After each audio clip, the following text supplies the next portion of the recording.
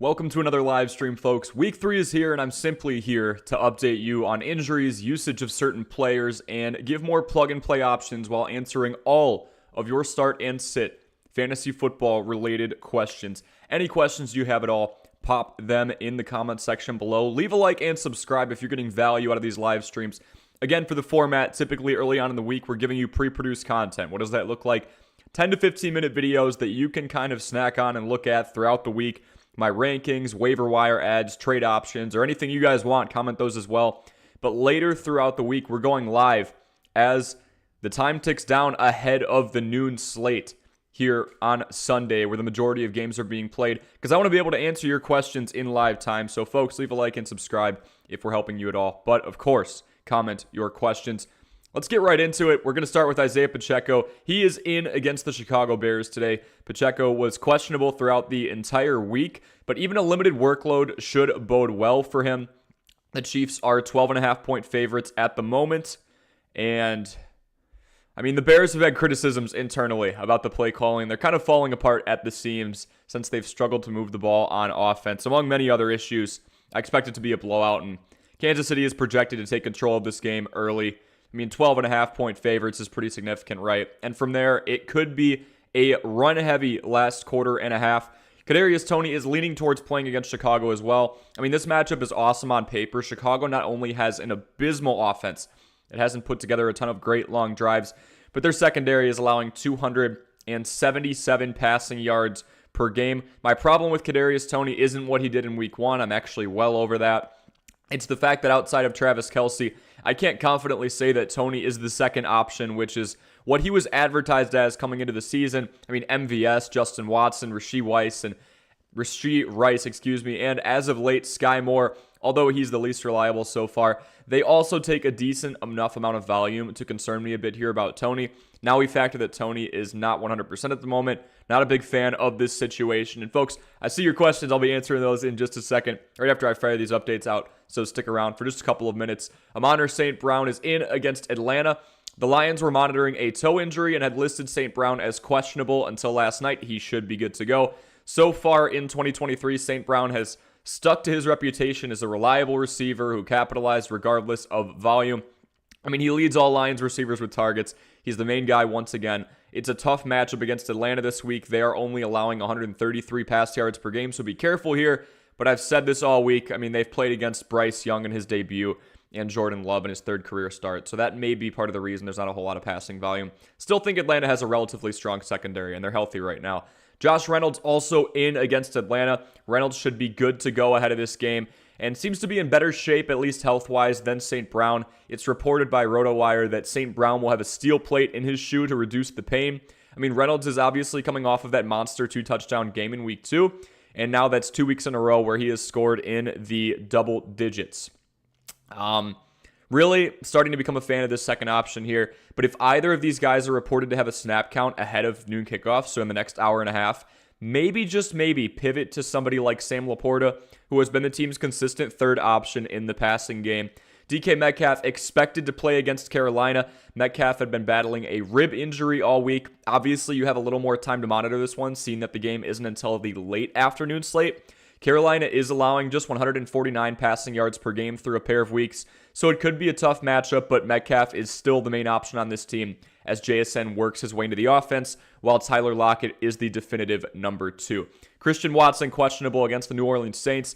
This will be a true game time decision, but even if he does play, I would not be going out of my way to start Christian Watson until we know he's 100% good to go, which isn't looking likely considering that we don't know his status about, a little over an hour and a half out. I think that'll more so be the situation in week 4. Then I can feel confident about starting him. It'll be a better matchup too. Aaron Jones questionable against New Orleans. Same exact situation. We don't know Aaron Jones' status, but I'd almost use the same rule of thumb here. No, A.J. Dillon didn't have the best game last week, but I don't love starting players who aren't sure on their status until right before kickoff. I think there's too much risk involved.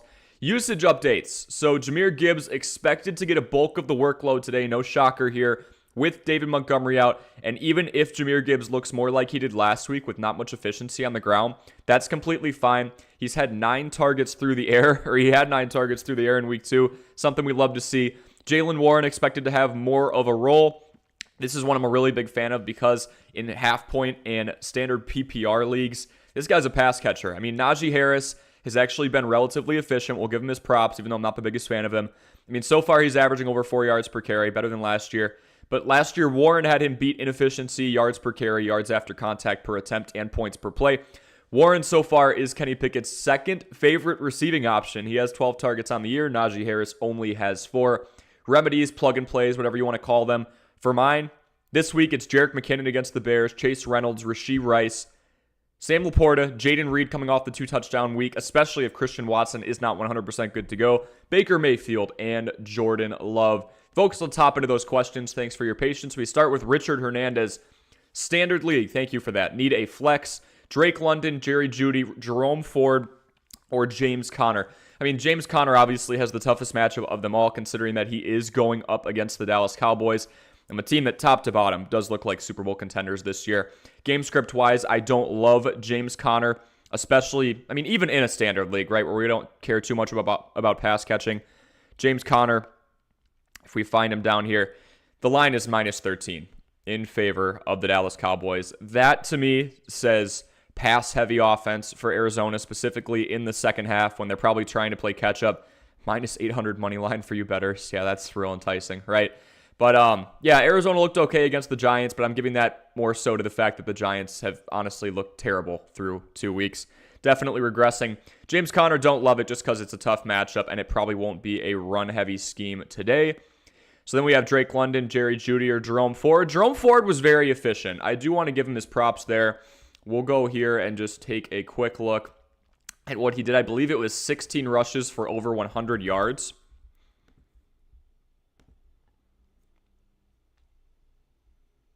And it was. He plays Tennessee. Not a big fan of that. 16 rushes for 106 yards. A little involved in the pass-catching game as well, and he had a touchdown. Jerome Ford, I actually might like here. We want a pass-catching back who's going to be in a relatively even game. We look Browns-Titans. Obviously, not the most appealing matchup, but the Browns are favored by 3.5. Again, that leads to a run-heavy scheme. We're going to keep Jerome Ford in our back pocket. We then go to Drake London against the Detroit Lions secondary. This is expected to be a high-scoring game, very much so. Actually, since open, odds bettors are projecting that it'll be an even more high-scoring game. Almost sniffing the 50 mark. Drake London, you gave me Jerry Jeudy is the other one, all right? So we're out on James Conner considering the tough matchup and possible pass-heavy game script in the second half.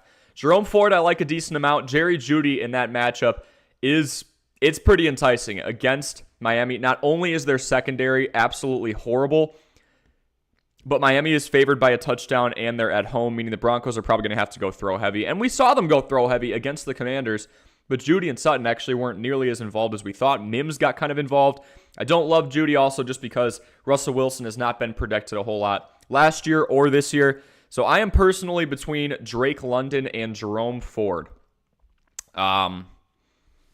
Because it's standard and we know Jerome Ford's probably going to get a decent amount of usage. Yes, the Browns just went out and picked up Kareem Hunt.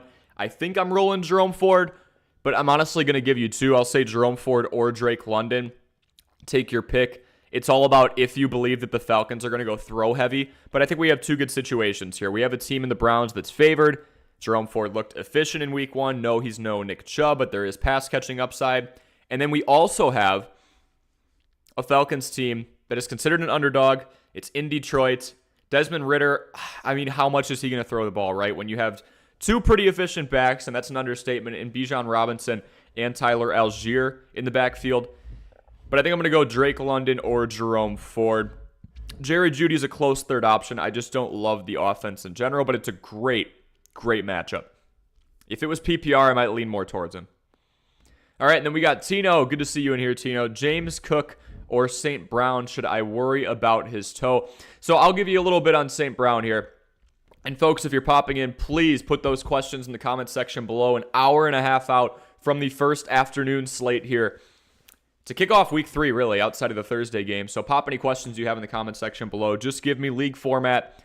Please also give me I guess how many teams helps, but mainly just point scoring format, options you're looking at, maybe thoughts you have around it, but just give me names, all that good stuff.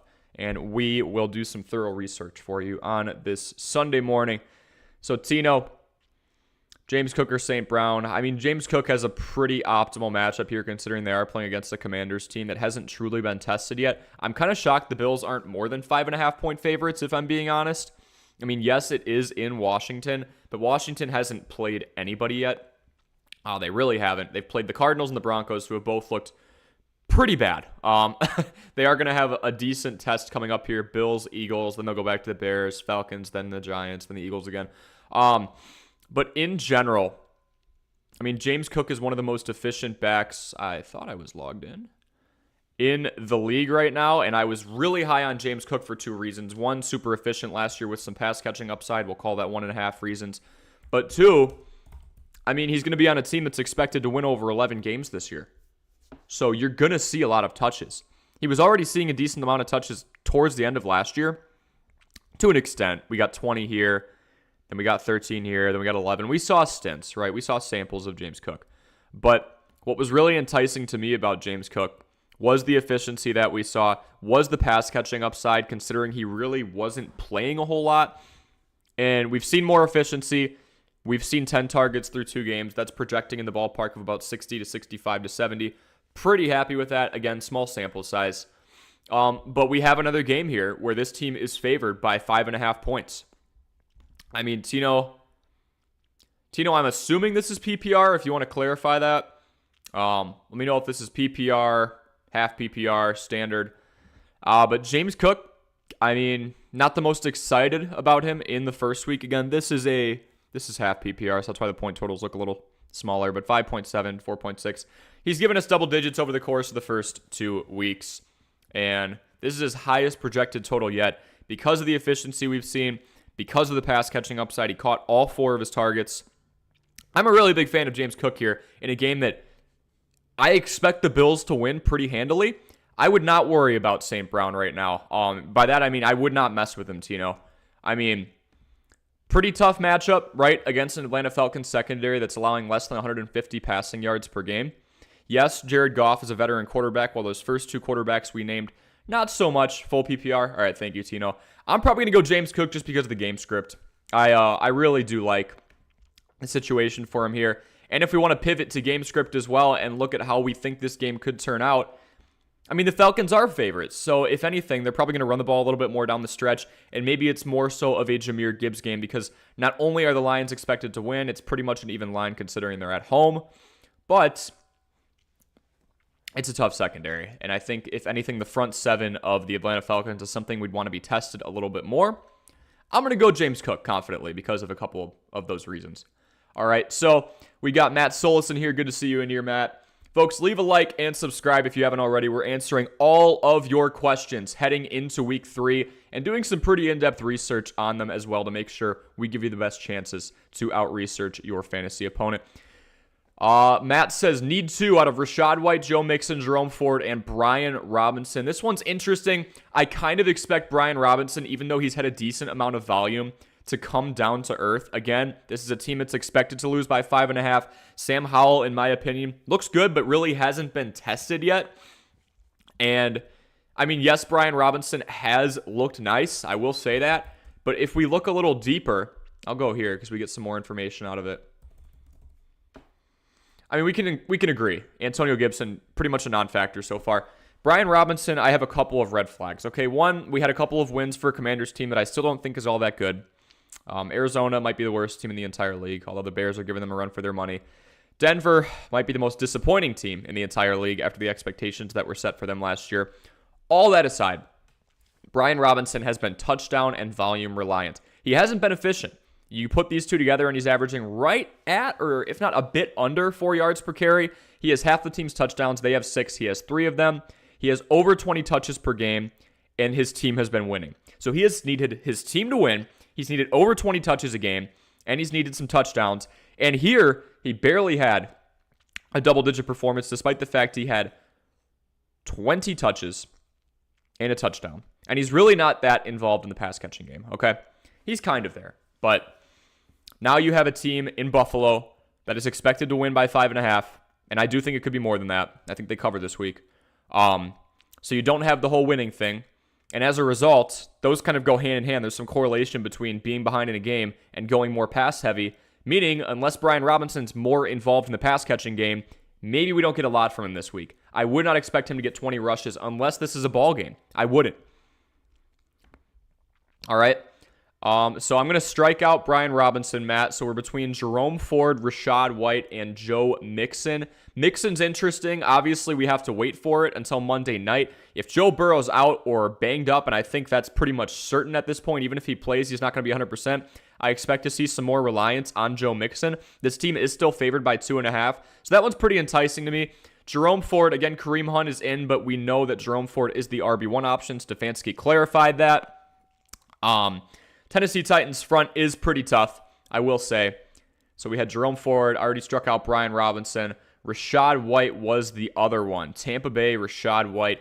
I mean, the Eagles obviously should do pretty well here. Baker Mayfield has had a nice start. Their secondary is healthy now. I think they locked down a little bit more. Now, Corey, how does that relate to the run game? I think the Eagles could go out ahead pretty much early. I'm pretty confident they will. And if that's the case and Tampa Bay has to play catch up, Baker Mayfield's been throwing the ball a lot. Rachaad White's fine, not the most efficient, does have pass catching upside. I think my favorite here is either going to be Joe Mixon, because we know if this team can at least get out ahead, it'll be a run-heavy script. If not, at the very least, Joe Burrow's not in there, so they'll rely more on a veteran in the backfield like Joe Mixon. Or Jerome Ford, a team that's favored by 3.5. Nick Chubb's out. Yes, Kareem Hunt's in, but on like 3 days' notice. Sure, he knows the playbook. But Jerome Ford won the job from him in the preseason anyway. So I'm going to go Jerome Ford or Joe Mixon. Those are my 1A and 1B, but really not in any order, Matt. I hope that helps, man. And Brian says, I understand fantasy is a gamble. Should I worry about Rachaad White and DJ Moore? 0-2 right now, so I'm praying for a win today. I would be worried about DJ Moore, Brian. I definitely would. I mean, you got the tape coming out of him talking to Devin White, and Devin White's saying, they're not using you right, man. And he says, yeah, tell me about it. You've got Justin Fields questioning the play calling. You got the fact that despite him definitely being a 1,000-yard wide receiver talent-wise, DJ Moore just hasn't been used. So, Brian, if you have any shakeup questions with your starting lineup for today, please let me know. Really not the biggest fan of DJ Moore. My only thing with him today is, yes, the Bears are probably going to get blown out. They're 12.5-point underdogs against the Chiefs, which is actually not the greatest margin. That's Cowboys and Cardinals. But maybe they go throw heavy towards the end. I think they're almost going to have to. But even when we've seen the Bears go throw heavy, it's checkdowns to Khalil Herbert, Roschon Johnson, Chase Claypool, and bubble screens. I hope this team gets it to DJ Moore more. We saw him get a ton of touches in the first drive between the Bears and the Tampa Bay Buccaneers last week. But then he kind of got ignored for the rest of the game. So DJ Moore, yeah. Kind of worried about him. Rachaad White, not so much, because Tampa Bay is a pretty decent team. I think they have an outside shot at taking the the NFC South. He does have pass catching upside, not the most efficient, but more so worried about DJ Moore, Brian. If you've got any questions, fire him my way. Tino says, I have Goff too, since Burrow is out. Yeah, even if Burrow plays, there are reports coming out from multiple sources saying that Joe Burrow is likely just going to be playing banged up, which is not the most optimal scenario, meaning he's probably not going to be as effective as we want him to be. Okay? So yeah, we'll have to deal with that one. S. Narvel 33, I think it's my first time seeing you in here, so welcome to the stream. Barkley's injury put my flex in a bad spot. Full PPR, Jaylen Warren, Cortland Sutton, Craig Reynolds, Devontae Parker, I'm assuming, or Jake Ferguson. For flex, full PPR, we want a certified pass catcher. Yes, Craig Reynolds is going to get an uptick in usage, obviously, with David Montgomery out. But Jahmyr Gibbs is more so the pass catcher, and Craig Reynolds doesn't even have over, I believe, he's around like 85 touches for his career, and he's played in the league for more than 5 years. Don't expect him to be much of a factor, really. Even if he is factored in, he's not a pass catcher like the others that you named. Cortland Sutton's interesting. Hasn't looked the best, but does have a very nice matchup against the Dolphins, and this team is an underdog. We're talking about the Broncos. 6-point underdogs in Miami. They're probably going to have to go pass heavy. The Dolphins are known for giving up a lot of passing yards, even though they've recently invested in their secondary. But in all honesty, Yeah, Barkley being out is tough, man. I've gone through that in a couple of leagues too. Sutton, I'm going to consider him. Devontae Parker, really not my favorite because of the involvement of Kendrick Bourne. It is a throw-heavy offense, but Ramondre Stevenson, we have to remember, is also a pass catcher. And this team's got a pretty tough matchup against the Jets. I know a lot of people love to make fun of them because they've got to move on and now either go with Zach Wilson or figure something out. Good luck to them, right? But the defense has been stout. It's one of the reasons they've been so effective so far. Not the biggest fan of Parker in that situation, though. So Reynolds pretty much out on. Parker pretty much out on. Ferguson, I'm not a big fan of going tight end in the flex spot unless you've got it like a George Kittle, Mark Andrews, Travis Kelce. But obviously at that point, you're starting them at tight end. Ferguson's a bit outside that range for me just because, S. Narvel, I think since the Cowboys are expected to win this thing by 13, they have the widest spread of any team. If this turns into a blowout and Ferguson is not a part of that, all of a sudden it's a Tony Pollard game. What I mean by that, they're going to go run heavy if they're up by a couple of scores. Unless the Cowboys really want to shove it in the Cardinals' face, which more times than not we don't see. I mean, we can look at the spread or the distribution of usage here. Again, if you guys are just joining in, ask me any questions you have at all. Pay attention to the ticker at the bottom of the screen. We've got all of your injury updates. Just threw those in a few minutes before we started this stream, which was about 24 minutes ago. This is flying. This morning is flying by. An hour 19 before kickoff for the main slate, so please pop any questions you have in the comment section below. Ferguson's looking like the third option. Brandon Cooks, I would expect to get more involved once he is 100% good to go. Pollard, a pass-catching back. He's going to have a decent hand in this receiving game as well. Jake Ferguson looks okay, but I think we've got some better options here. See, I say pass catcher, and then we've got somebody like Jaylen Warren, right? We've got Jaylen Warren who has 12 targets. That's the second most on the team for the Steelers. Sutton's got a nice matchup. I'm out on Reynolds. I'm out on Parker. We're between Warren, Sutton, and Ferguson. And Ferguson's in a situation where I just said he needs to get involved very early. Otherwise, the Cowboys are just going to go run heavy because I believe they blow this Cardinals team out. They've looked phenomenal, and the Cardinals are just not in the best spot. Still not a big fan of the Broncos offense, but again, a bad secondary is a bad secondary, and they'll likely be working from behind. I think I'm out on Ferguson.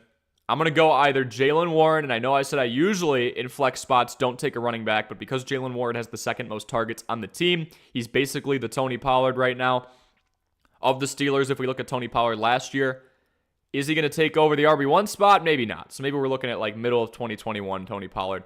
But Jaylen Warren last year was more efficient than Najee Harris. Now he has 12 targets to Najee Harris's 4. And pass catching was one of the huge upsides of Najee Harris when the Steelers drafted him. I'm going to go Jaylen Warren or Courtland Sutton. Courtland Sutton is playing against a horrible secondary. Jaylen Warren is a prominent part of this pass catching offense. Definitely has touchdown upside. We saw him break free for a 30-yard catch and run last week. I'm going Jaylen Warren. Hope that helps out. And Tino says, I got to start Chase Wright. I had Barkley and Eckler. I had, who did I have? Not that you guys care. Nick Chubb and Eckler. So that sucks, right? That absolutely sucks. Got to start Chase Wright. I mean, Tino, who are your other options? Let me know who your other options are. Chase is a definite buy low. So if someone offers you a good deal for depth, I wouldn't hate it, Tino, but the fact of the matter is, as long as this is not a super annoying, nagging injury that drags with Joe Burrow through about halfway through the season, I'm not out on Chase. I would start him.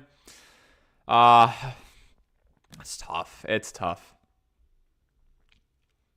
Middle of the road matchup against the Rams. This team is favored. I really do expect Joe Mixon to be leaned on more. We're probably going with Jamar still. But let me know who your other options are so we can kind of have an idea there. All right. All right. S. Narvel says, thank you for breaking that down for me. I appreciate the help. Any other questions you have, my man, stick around. Happy to help. All right.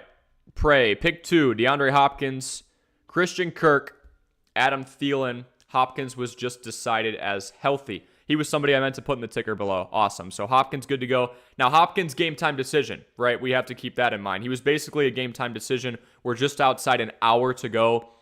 And now we're learning he's going to be able to play when he was questionable all throughout the week. Christian Kirk and Adam Thielen. Adam Thielen's a tough one because we really don't know who Bryce Young's favorite is. And now, yeah, Bryce Young's not playing. So we kind of got to deal with that one. Panthers are 5-point dogs, so they'll probably go pass heavy. Christian Kirk against the Texans. I do believe this is another situation where he better be involved early, because if he isn't, the Texans are likely going to be the only ones throwing in the second half. We'll just put it that way. I think this game could get very ugly. Opened at -10, but the Texans are being given more credit. I mean, Kirk has been the volume guy for this team, at least when you look at last year. And then he got 14 targets. 14 targets for Christian Kirk in week 2. And Ridley was essentially locked up. I mean, the Kansas City defense really showed their teeth at the end. Definitive number 2 option. This is amazing, by the way, to have 4 viable fantasy options. And I would consider Zay Jones viable, even though he hasn't caught a whole lot of his targets yet, does have the touchdown upside. It does look like to me that Christian Kirk, and again, smaller sample size, is going to be somebody who gets more volume underneath, and Calvin Ridley is going to be somebody where we see Trevor Lawrence take more risks down the field. And you're going to see this trend kind of develop, again, super early, about a 55% catch rate. We're looking at over 66% catch rate because Trevor Lawrence is not taking as many chances. What does that mean? Higher floor, okay, higher ceiling.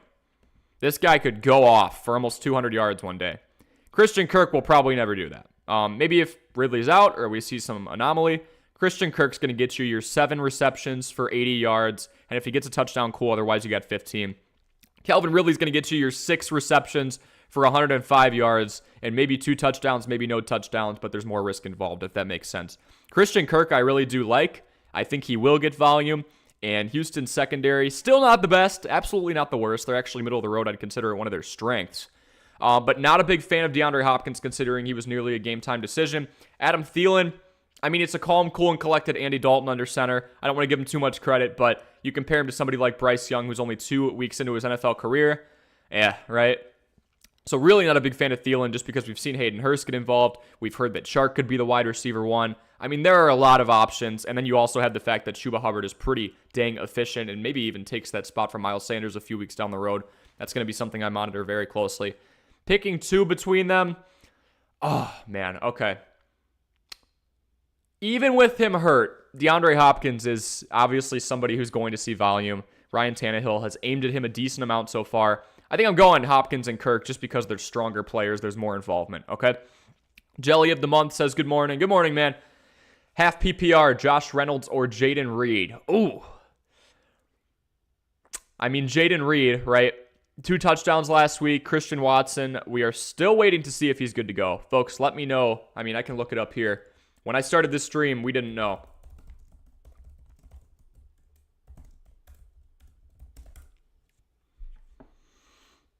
Remains questionable. We've got nothing so far. Was a do not play on Friday.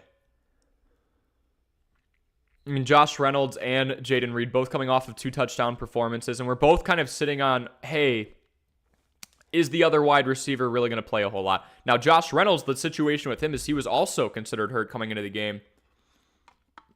And Atlanta's a pretty tough matchup. I would say they're a much tougher matchup when we look at the secondary, considering they had a couple of upgrades, including Jesse Bates. I am thinking we go Jayden Reed. Because we know for a fact that even if Christian Watson, which we still don't know the status of, does play, considering it's taking this long, I wouldn't count on him being 100%. And Jayden Reed, phenomenal preseason, showing a lot of upside.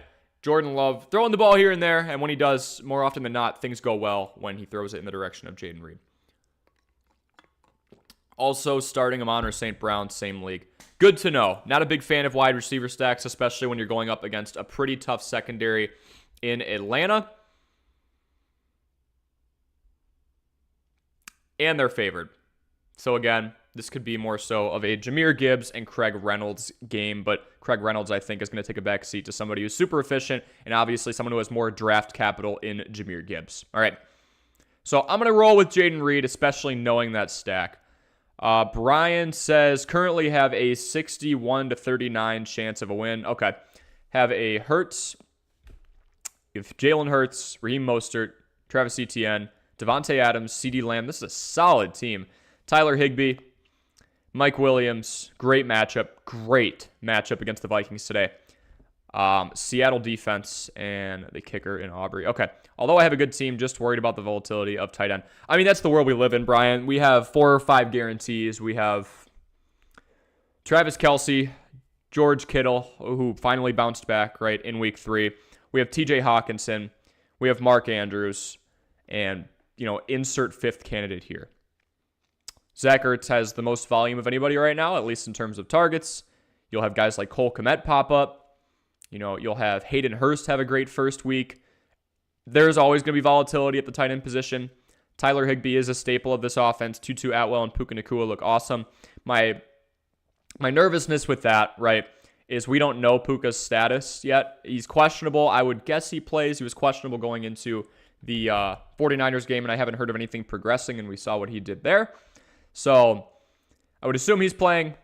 I think Higbee is still going to be around top 10 to top 12. Historically, he has been, right, Brian? We can look at it. We can look at it this way.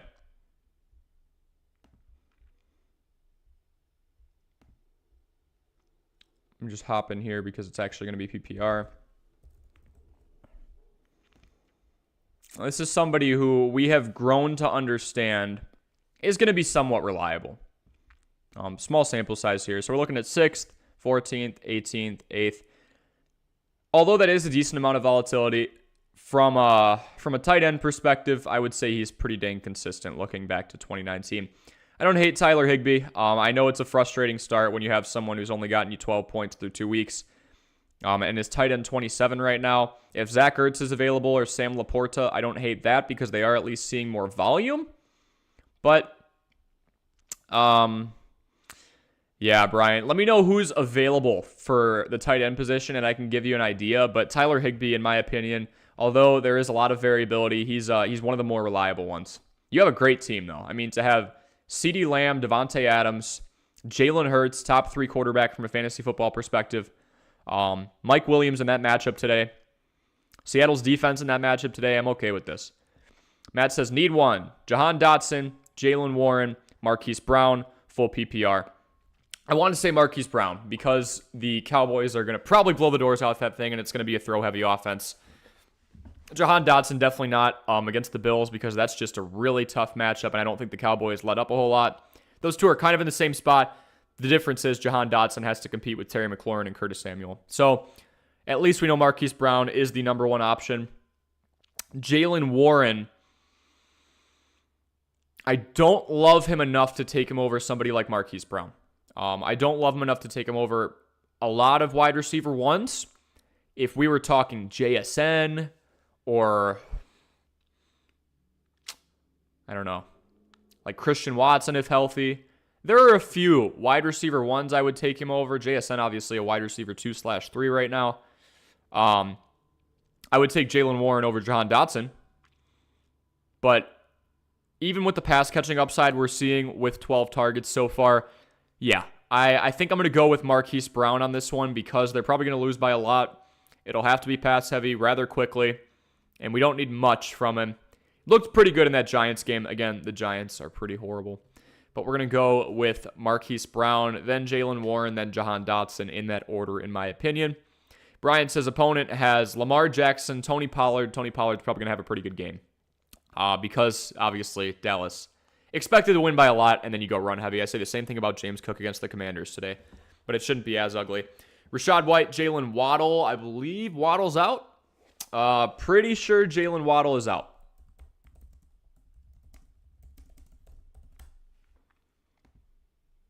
Yeah, Jalen Waddle's out. So they will not be doing that. And if they start him, congrats, Brian. Yeah.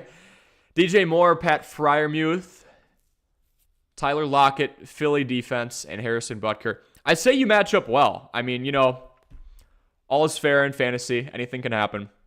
But I say you match up pretty well, Brian. Good luck to you. Tino says, I got Chase, Olave, St. Brown, and Terry already started Debo. Debo did awesome, man. So good stuff on that. You took the gamble with him possibly being hurt, but we knew that Ayuk was out, and he did pretty well. I believe I saw 25.6. Okay, so Jamar Chase, Chris Olave. Amon-Ra St. Brown I'm avoiding because he's facing a tough secondary and he's also bruised up. Terry, obviously a lot of volume competition. He is going up against the Bills. At least he's the wide receiver one, right? Not confident in Jahan Dotson because not only do we have a tough matchup against the Bills, yes, you could say they go throw heavy, but then from there, if you want to get real analytical, what the Bills are going to do in the second half if they're winning by a lot is run the ball. That's going to chew up clock, less time of possession for the Commanders. Terry seems to be over the turf toe. Kind of projecting here. Not going to lie. 25.1. I was close, Tino. I thought it was 25.6.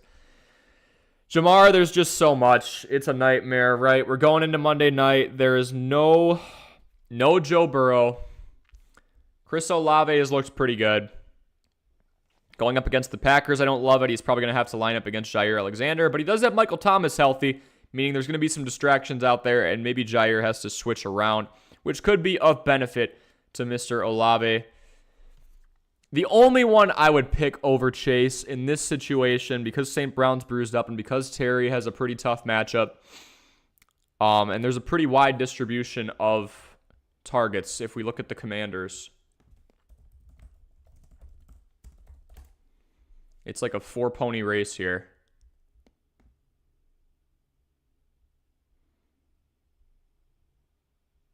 I mean, Terry McLaurin, Curtis Samuel, Logan Thomas, and Jahan Dotson. Wasn't really expecting this resurgence, but Logan Thomas seems to be somewhat back. At least in the eyes of Sam Howell. Just don't love it. So we're probably going to roll with Chase. If you want to switch off him, let's go with Olave, just because at least he has Michael Thomas to even it out, and maybe Jair can't follow him around the entire game. Really going to have to see, though. Really going to have to see. I just lost where I was in the comments. Sorry, folks. There we go. Edward's in here. What's up, Edward? Good to see you, man. Says, yo, should I triple stack Lawrence, Etienne, and Kirk, or should I bench Lawrence for Fields or Kirk for Addison, full PPR? I like Addison against the Chargers. I really do. Jordan Addison, a touchdown in each of the first two games, a decent amount of volume. I think it's going to be an arms race between the Chargers and the Vikings. Christian Kirk, on the other hand, he's in a situation where he better score early. Otherwise, if the Jaguars blow the doors off this thing, it's going to be a run-heavy scheme. I don't hate the triple stack in that scenario. Somebody, I think it was Brian was asking me about a triple stack yesterday, and I think it was Myers, Adams, and Jacobs. All great players, but they contradict one another from a game script perspective, right? If you're losing by a lot, you'll go throw heavy. If you're winning by a lot, you'll go run heavy. If one guy gets a ton, the other may not. But if you include the quarterback in a triple stack, I don't hate it. I think Lawrence and Etienne are compatible. Fields, yes, is going to be working from behind, but I want nothing to do with what's going on in Chicago right now, especially going up against the Chiefs defense that just kept the Jaguars to 9 points. I'm good. So I will stay away from Fields. Very okay with Lawrence and Etienne. I feel like that's compatible. Lawrence gets it going early. Etienne cooks late. So we're basically debating between Christian Kirk and Jordan Addison. And I think you can go with either. I would lean very slightly to Christian Kirk just because he's had more volume. But understand that Jordan Addison has a way easier matchup. And the Vikings are anything but guaranteed to win against the Chargers. These teams are literally looking in the mirror. The Vikings, horrible defense, phenomenal offense. The Chargers, horrible defense, pretty dang good offense, okay? So I'm leaning Kirk because of volume, but Addison has the better matchup. I would say Kirk has the higher floor. You know, you're going to get more consistency. I think there's a better chance that Kirk does not bust this week, but you're getting a way higher ceiling with Jordan Addison because, I mean, those teams are probably going to be throwing for all four quarters unless it gets really ugly. I hope it's a close game. That's a very good fantasy game. Okay.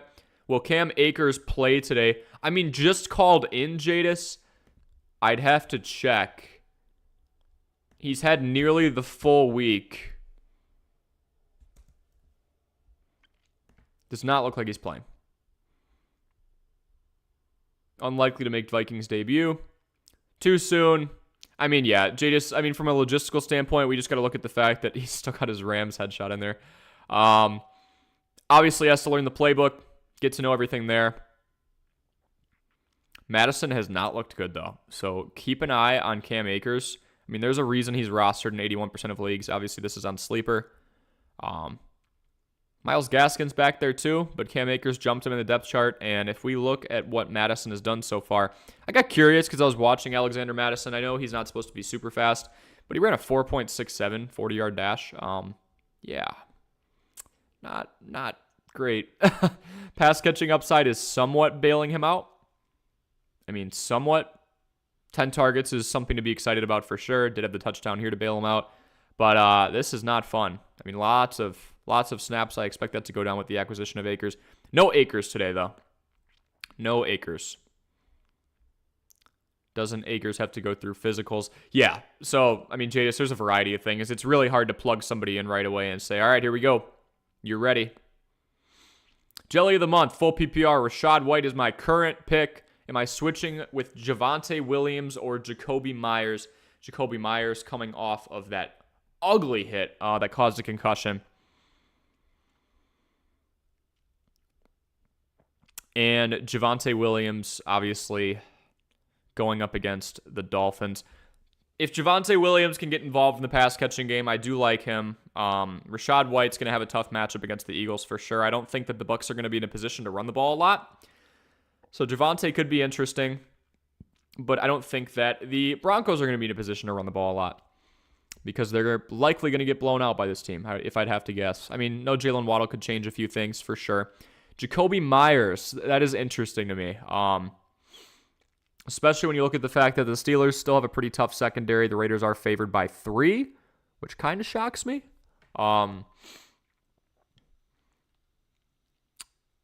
Middle of the road for what the scoring is supposed to be for this game. If we look at what Javonte has done this year,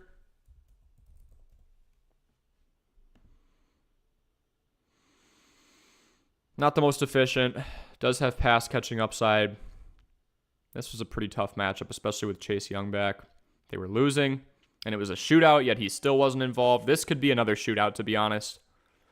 So I would argue Miami has a much worse defense than Washington, at least from what we've seen so far. Tough matchup for Jakobi, but I'm typically, unless anything crazy is going on, I would take Jakobi over Javonte. Rachaad White's your current. If you want to stick with Rachaad White, Jelly, I can't really blame you. There's pass catching upside, hasn't been the most efficient, but I'm pretty excited about what he can do over the course of the full year. If you want to swap him out for somebody, I'm going Jakobi Meyers. Typically, if I'm making a change in PPR at the flex spot, I'm going with somebody who is a wide receiver and has seen some volume. Jakobi Meyers saw more volume than Davante Adams when he was healthy in week 1. And he was out of that New England system that Jimmy Garoppolo also developed in. So I'm cool with Rachaad White. If you want to switch him out, Jakobi Meyers for sure. Jade is saying what's up to Tino. Someone has to win. Vikings, Chargers. Who's going to win? S. Narvel says tie. Yeah, I mean, if there's a game this year that's going to tie, it's going to be the two 0-2 teams that seemingly have amazing offenses and horrible defenses. I'm okay with a 49-49 tie. I'd be very okay with that. Angelo, full PPR, 10 team, running back 2, Ramondre in bad weather or Josh Kelly. Wide receiver 2, Olave or Mike Williams. My other starters are Pollard, Tyreek Hill, and Puka. Very okay with Tyreek Hill, obviously, with Jalen Waddle out. Tony Pollard is probably going to be in a run-heavy scheme today because I do expect the Cowboys to significantly win that game over the Cardinals to go 3-0. And Puka is Puka, right? Looking like he's questionable right now, but we saw the same thing against San Francisco. He's got an easier matchup this week. Yeah. I like Puka a lot, especially against the Bengals secondary that lost a couple of safeties in the offseason in Jesse Bates and Von Bell. Looking for safe options. Thank you for that, Angelo. No problem, man. Ramondre in bad weather or Joshua Kelly? This is PPR. My gut says Ramondre just because of the pass catching upside. I don't hate Joshua Kelly, but I really do think that's going to be an arms race. At least with Ramondre, if things don't go well on the ground, which they really haven't so far. From a PPR perspective, he's scored over 14 because of this.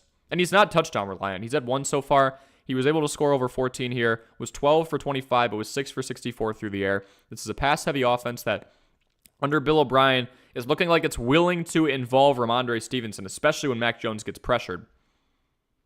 And if we look at Joshua Kelly, from what I remember,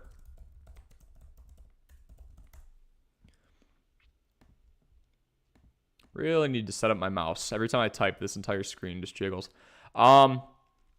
Historically, Joshua Kelly is not somebody who catches the ball a whole lot. So I think there's your answer for safer. Even if Ramondre Stevenson doesn't catch a ton, he is a more prominent pass-catching threat than somebody like Joshua Kelly. And I mean significantly. We're looking at just over a reception per game.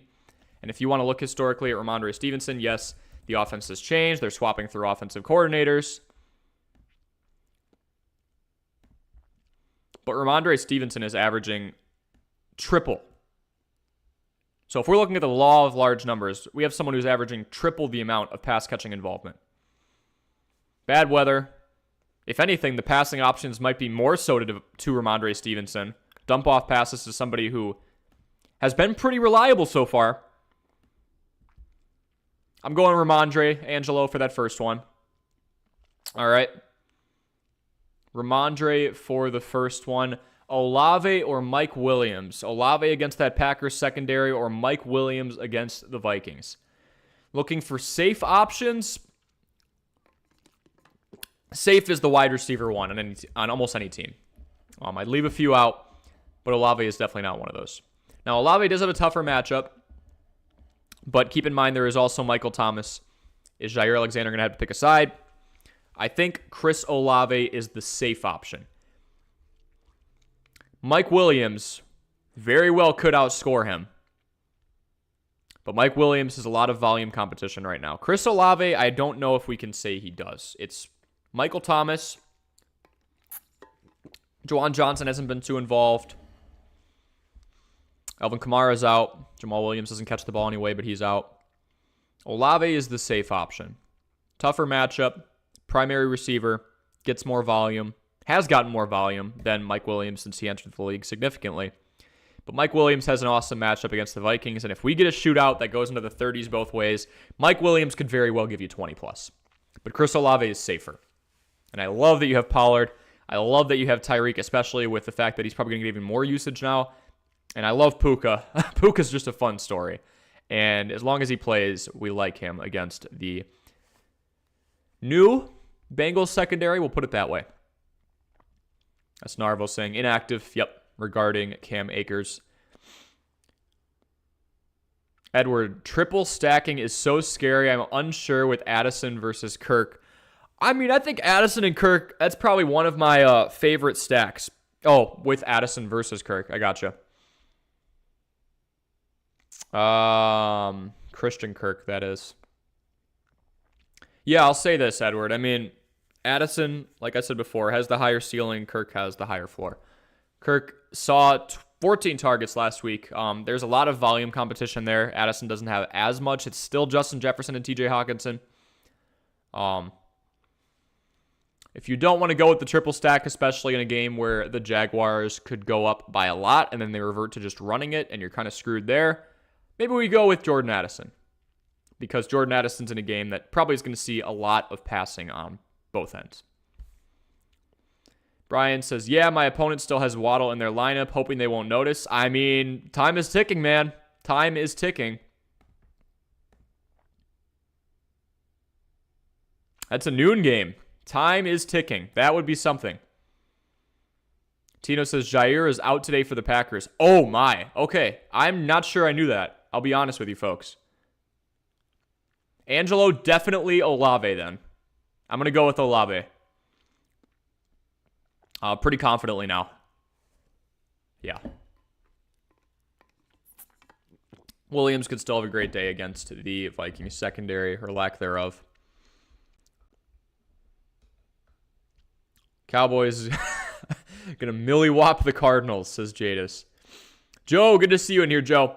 Do you like Rachaad White, Jaylen Warren, or Drake London in half-point PPR? I would probably say Drake London or Jaylen Warren. We got news that Jaylen Warren was actually going to be more involved out of the backfield in general, so that gives us more volume.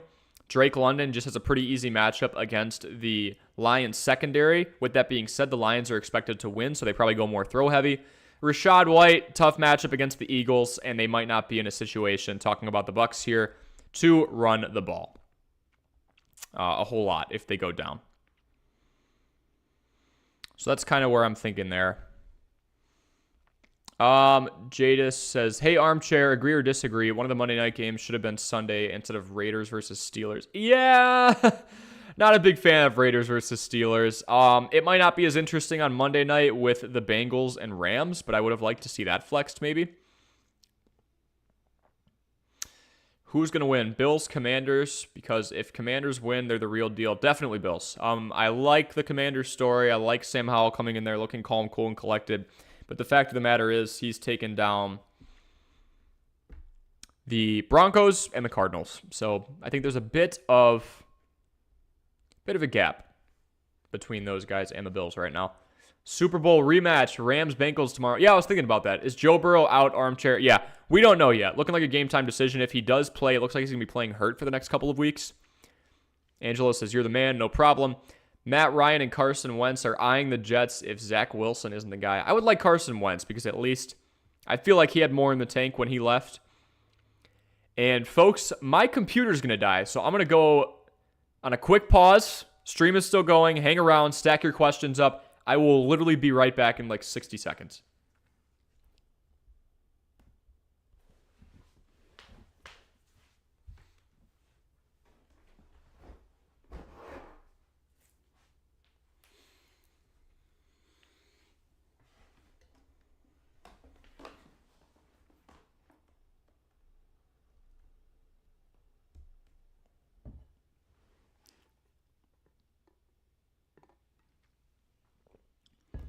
All right, told you that was quick. Yeah, that was scary. I just saw my screen go dark, and I'm like, I don't want to jump off the stream unplanned. We'll probably go for another 20 minutes. For those of you just trickling in, please ask any fantasy football-related questions that you have. A couple of updates for you so far. Oh, Jade is saying highest scoring game today and lowest scoring game today. I won't even cheat and look at the lines. Highest scoring game is definitely going to be Vikings. Vikings and Chargers. I mean, no defense on either side. Best receiver in the game in Justin Jefferson, and one of the best offenses in the game, one of the best quarterbacks in the game in Justin Herbert on the other end. The two Justins going after each other. Lowest scoring game. I'm going to make it a divisional one because those teams usually cancel each other out. Honestly, if Joe Burrow's out, it's definitely going to be Bengals-Rams, in my opinion. Texans-Jaguars comes to mind, too. Patriots-Jets, Titans-Browns, Texans-Jaguars. From there, yeah, I'd probably go Patriots-Jets could be very low. That could be the lowest scoring game of the day. Texans-Jaguars for sure could be in there. Titans-Browns, I think the Browns actually do pretty well, all things considered. Jerome Ford looked efficient. And DeAndre Hopkins is in. So we've got our playmakers in. Again, folks, we've got it on the ticker below. Ask any questions that you have. And please hit that like button and subscribe if we are helping you out. But we've got Isaiah Pacheco is in against Chicago. Kadarius Toney is leaning towards playing against Chicago against a secondary that's allowed 277 passing yards per game. Amon-Ra St. Brown is in against Atlanta. Is going to be playing with a steel plate in his shoe to prevent the pain. So do with that information what you will. Josh Reynolds is in against Atlanta coming off of that 2-touchdown performance. Looks to be in a healthier spot than Amon-Ra St. Brown. Buccaneers-Eagles going to be a high-scoring game. I think it could. I think the Eagles could definitely go off on that Bucs defense. Carlton Davis, I'll have to see if he's still expected to go. But banged-up defense for sure. Most of the secondary's back. That'll be high-scoring. DK Metcalf expected to play against Carolina. Christian Watson and Aaron Jones, I still don't have answers on. So that is something. And then usage updates. Jahmyr Gibbs is expected to get a bulk of the workload today. No shocker at all, obviously, with Montgomery out. Even if Gibbs looks more like he did last week with not much efficiency on the ground, that's fine. He had 7 catches out of 9 targets through the air. Jaylen Warren expected to have more of a role. Najee Harris has actually been pretty efficient so far, averaging over 4 yards a carry, but last year Warren had him beat in efficiency, yards per carry, yards after contact per attempt, points per play, really across the board. Warren is Kenny Pickett's second favorite receiving option so far at 12 targets on the year to Najee Harris's 4. Okay, Jade is saying, Who's your rookie of the year, Jalen Carter or Will Anderson? I'm going to go Jalen Carter. Guy's an absolute beast. What about Tyler Lockett play? I mean, if we look here,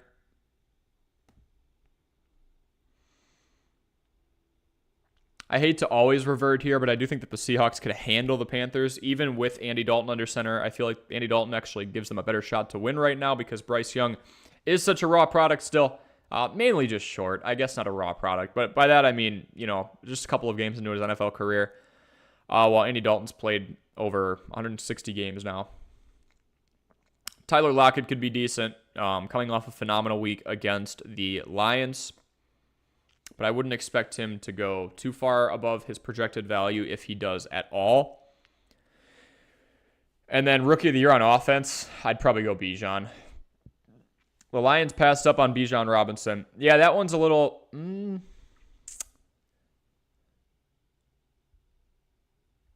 Well, they had a later pick. So no, I don't think they did. But they could have traded up, I suppose. But I don't know. I mean, I didn't think running back was too much of a priority until they completely gutted the backfield. Caleb Williams for Cardinals. They're aiming for him. I mean, Kyler Murray was just named a captain, so I'm not sure that's too likely. But we'll have to see if that's the answer they are looking for. Still got Marquise Brown. James Conner's having a nice year. And then, oh yeah, folks, plug and plays we have. Plug and plays, we're looking at just people we can pick out, not owned in too many leagues at the moment, although their ownership is going up. Jerick McKinnon against the Bears, he has pass catching upside. If Isaiah Pacheco isn't 110%, I mean, he's got a lot of upside for sure. Chase Reynolds, Rashee Rice, Sam Laporta, Jaden Reed, Baker Mayfield, and Jordan Love. Rams kid, could he win Rookie of the Year? Puka could, but when Cooper Kupp comes back, I think the usage goes down. So, folks, keep popping those questions in the chat. Leave a like and subscribe if you're getting value from this. We'll be on for about 15 more minutes.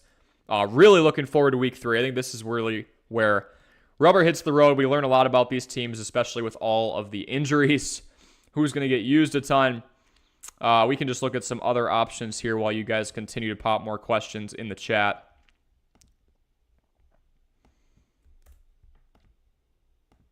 I know that Matt Breida is going to be kind of high on the market, of course, with Saquon going down. But it looks like Saquon, at least from a projected view, out a few days, looks like he'll be good to go.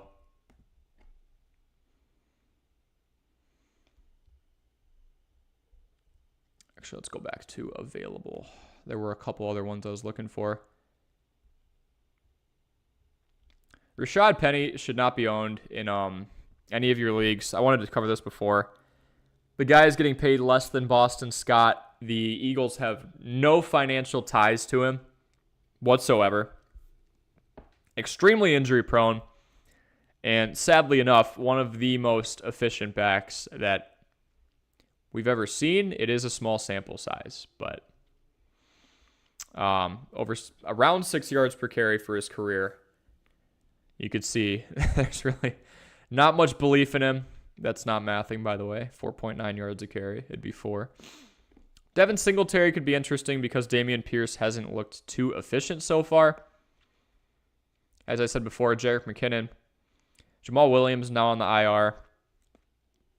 Deonta Foreman is virtually a non-factor. Deuce Vaughn. I'd be interested, right? I mean, obviously, Tony Pollard now has to be the bruiser with Ezekiel Elliott out. But Deuce Vaughn, when he's been sprinkled in, he's looked all right. More of that pass catching back. He'll be this year's Pollard. Much smaller, obviously. But not bad there, considering he didn't have a whole lot of snaps. More of a specialty player, if you will. Jade is saying, what game are you most excited for? Really interested in what the Chiefs-Bears are going to do because the Chiefs' Super Bowl hangover and the Eagles, but they're still winning. Most interested in watching, we can look through here. I think Jags-Texans should be interesting just to see how much they're going to blow them out by. Patriots-Jets is going to be something because the Patriots are only 2.5-point favorites. It has spanned half a point since lines opened. I think the Jets are going to take the next 1 or 2 weeks to see what Zach Wilson can do. Otherwise, they go for somebody like a Carson Wentz or a Matt Ryan, or RG3 pitched himself on his show. That was interesting. Garrett Wilson, I want to learn a lot about him in this matchup for sure. How is he going to be able to perform under Zach Wilson? We saw some of it last year. But is this whole narrative of Zach Wilson learning for the last 5 months really going to come into fruition in terms of how well he plays? And I don't know the answer to that. Boston Scott and Quez Watkins are out. Okay. And then Jade is saying, how is Cooper Kupp out for a month? Doesn't it take like 3 to 4 weeks for a hurt hamstring? Cooper Kupp's just 30, and injuries at that point are going to take a little bit longer, from my understanding, to heal. You know, I'm not a doctor by any means, but he had to go see a specialist. He didn't even know what was wrong with his hamstring, which is a very bad sign, because until you know what's wrong with it, you can't really get a timetable. This could honestly be the highest scoring game. If the Bears mess around and put up 20 points, Kansas City's probably going to mess around and put up 40. So that's definitely a possibility. Go back here. Sneak peek at the matchup. We're supposed to do well. We'll see.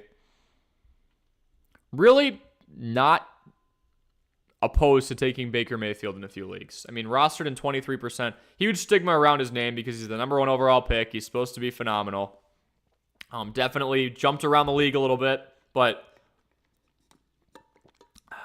they're letting him throw 34 attempts per game.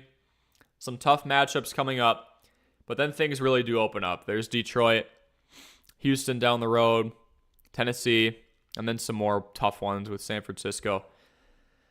Indianapolis, Atlanta's got a pretty good secondary now. I think he could be a middle of the road, kind of around that QB 15 spot throughout the whole year. Anytime you have Chris Godwin and Mike Evans at your disposal, things are only going to go so bad. Saints-Packers are going to be interesting for what Jordan Love and Derek Carr are going to do. Yeah, Jordan Love looks pretty dang good. I mean, I think Matt LaFleur is handling everything well. It's a run-heavy offense. There are some checkdowns. Not pushing the ball on the field a ton, but 6 touchdowns, no picks. Things are going well, I would say. Once they get Aaron Jones back, that offense is going to be leaps and bounds better. Jaden Reed's already showing that he could step up and do some things for this team, even when Christian Watson's out. And we haven't really seen too much of Luke Musgrave yet, but he could also be a factor. All right, folks, I think I am going to call it. I appreciate you stopping in again. Make sure you leave a like and subscribe if we have helped you out. And of course, in the next 30 minutes, drop your questions in the comment section below or on any video. I check around the clock. If you've got questions more so about the 3 o'clock or tonight games because your deadlines are coming up a lot. You got an Eagles, Buccaneers. Jadis, I'm going to go with Eagles for sure. But, folks, any questions you have at all regarding your fantasy football matchups, starts, sits, trades, waiver wire pickups, streams, you name it, I will answer it. I appreciate all of your support. Expect a video to come out tomorrow. We're probably going to do something along the lines of waiver wire ads or something that's just going to help you get ahead going into week 4 because that's what we do here. We're trying to help you get ahead and out-research your fantasy opponent. I hope you all have a wonderful day and good luck in your fantasy matchups here in week 3.